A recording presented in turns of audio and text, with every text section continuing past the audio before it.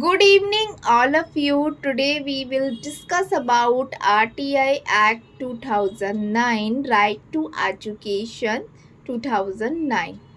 The Right of Children to Free and Compulsory Education Act was passed by the Parliament on 4th अगस्त। जो right to education act था वो parliament द्वारा पास किया गया था 4th अगस्त 2009 में, बट इंडिया ने इसे अप्लाई किया था 1 अप्रैल 2010।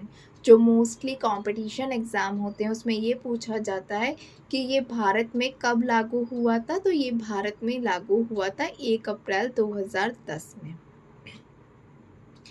फिर ये पूछा जाएगा आपका किस कॉन्स्टिट्यूशंस के द्वारा हुआ था, तो 86 कॉन्स्टिट्यूशनल अमेंडमेंट 2002 में इसको आर्टिकल 21A में कंसीडर किया गया था। The state shall provide free and compulsory education to all children of 6 to 14 years in a such manner as the state may by law determination। और ये एक लॉ बन जाएगा कि 6 से 14 वर्ष के सभी बच्चों को आपको फ्री एंड कंपल्सरी एजुकेशन बना देनी है। और पहले ये क्या था, एक एजुकेशन लॉ था, अब ये फंडामेंटल राइट्स के अंदर कंसीडर करने लग गया जब आरटी एक्ट आया कि ये हमारा मौलिक कर्तव्य है कि 6 से 14 वर्ष के सभी बच्चों को फ्री एंड कंपल्सरी एजुकेशन देना। क्योंकि गांव में बहुत जगह ऐसे अभी भी होता था, अभी तो कम होने लग गया, लेकिन पहले बहुत होता था कि बच्चों को शिक्षा नहीं दी जाती थी। बच्चों को शिक्षा नहीं दी जाती थी, उनको घर के कामों में लगा दिया जाता था, गाँव में लगा दिया था, घर के काम करो, घर में जो छोटे छोटे बच्चे हैं, मोस्टली गर्ल्स के लिए छोटे छोटे बच्चे हैं, उनको संभालो। बट इस चीज़ को लेके गवर्नमेंट ने राइट टू एजुकेशन जब एक्ट आया उसमें कहा कि सभी बच्चों को फ्री में 6 साल से लेके 14 वर्ष के बच्चों को हम फ्री एंड कंपल्सरी एजुकेशन देंगे। As per this the right to education was a made fundamental right and remove from the list of DPSP.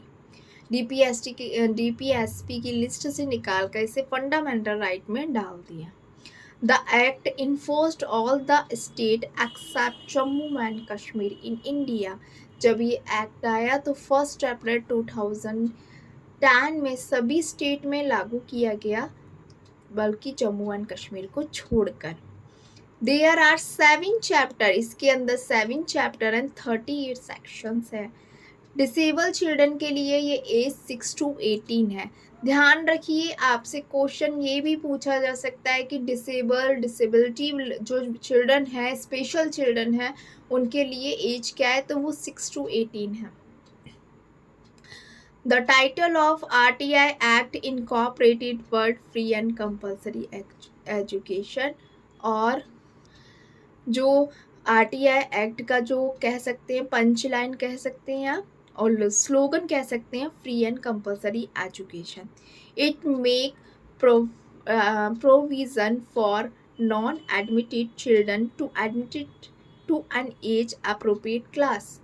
और ये उन लोगों के लिए भी था जो बच्चों ने बीच में अपना स्कूल छोड़ दिया है, एंड उनको क्या करेंगे, उनकी एज के अकॉर्डिंग एक्स्ट्रा क्लास देकर उनको उनकी एज के अकॉर्डिंग क्लास में एडमिशन देंगे। अब आप ये देखिए कि कोई बच्चा 5 साल का है या फिर 7 साल का है, तो आप ये नहीं कहेंगे उससे कि आपको हम बिल्कुल स्टार्टिंग के प्ले ग्रुप में भेजेंगे। उसको प्ले ग्रुप में नहीं भेजेंगे, उसको एक थोड़े टाइम पीरियड में जो उसकी बेसिक नॉलेज है वो दी जाएगी, और उसकी एज के अकॉर्डिंग उसको क्लास में क्या कर दिया जाएगा, एडमिशन दे दिया। अब आरटीआई एक्ट में minimum number of working days की बात करेंगे। हम 1 to 5th क्लास के लिए जो वर्किंग डेज़ हैं वो 200 working days in a year हैं, और 6 to 8th क्लास में जो वर्किंग डेज़ हैं 220 working days in the year. KVS हुआ अनदर एग्ज़ाम, उसमें डायरेक्ट आपको पूछ लिया जाता है कि 1 to 5th के लिए जो वर्किंग आवर्स हैं डेज़ हैं वो कितने हैं।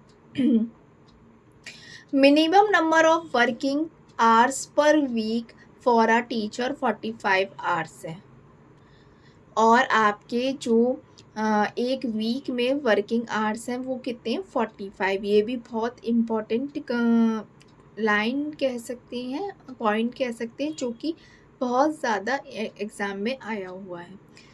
इंस्ट्रक्शनल आवर्स की बात करें तो 1 to 5th के लिए 800 instruction hours per academic year. पूरी साल में जो इंस्ट्रक्शन आवर्स हैं वो 800 1 to 5th और 1000 instruction hour for 6 to 8th। Area of the school कि बच्चे आसानी से पहुंच जाए, तो प्राइमरी स्कूल सभी बच्चों की पहुंच से 1 किलोमीटर विद इन 1 किलोमीटर के अंदर होना चाहिए। और मैं अपर प्राइमरी की बात करूं, अपर प्राइमरी आपका जो डिस्टेंस होना चाहिए वो सभी बच्चों के घर से 3 किलोमीटर होना चाहिए।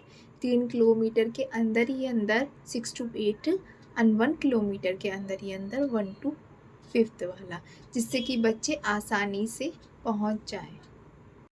When we talk about number of teacher for class 1 to 5th, तो 1 to 60 student there is required at least 2 teacher, 61 to 90 student number of teacher required 3, 91 से 120 अगर आपके स्कूल में स्टूडेंट हैं तो number is required teacher 4। Above 150 अगर किसी भी स्कूल में टीचर हैं तो वहाँ पे 5 टीचर्स एंड 1 प्रिंसिपल कह सकते हैं या हेड टीचर बोल सकते हैं। अगर मैं क्लास रेशो की बात करूं तो 30 स्टूडेंट के बीच में एक टीचर होना बहुत ज़रूरी है, एंड 6 to 8 की बात करूं तो 35 स्टूडेंट 1 टीचर। अगर आपके स्कूल में दोनों ही 1 to 5th या 6 to 8 दोनों ही स्कूल में अगर मोर दैन 200 स्टूडेंट्स हैं तो दोनों ही वहाँ पे ratio 40 student ratio 1 teacher, 40 student ratio 1 teacher. क्यों? क्योंकि ये बहुत ज़्यादा रीट का अगर आप 2020 या 21 में जो एग्ज़ाम हुआ है आप उसमें देखेंगे तो ये रेशो ज़रूर पूछा गया है। अगर एचटेट रीट आप किसी भी एग्ज़ाम में देखें तो ये वाला क्वेश्चन ज़रूर पूछा जाता है। एक तो आर्ट्स का पूछा जाएगा कि minimum working hour per week कितना होता है, 45 होता है।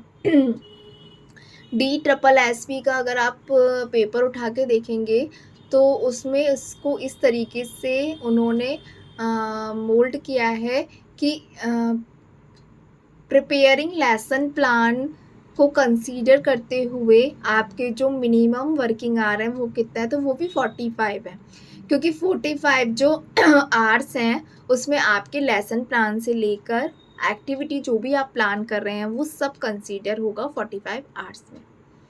फिर आपको एक क्वेश्चन ये पूछ लिया जाता है, रेशो पूछ लिया जाता है जो मैंने आपको बताया। ये एक्ट कब इन्फोर्स हुआ? 1 अप्रैल 2010।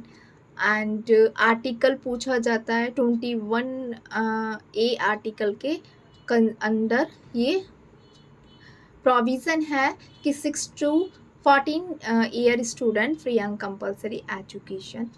Thank you everyone. अगर आपको ये मेरी क्लास अच्छी लगी तो like my videos and subscribe my channel. मिलते हैं नेक्स्ट टॉपिक के साथ।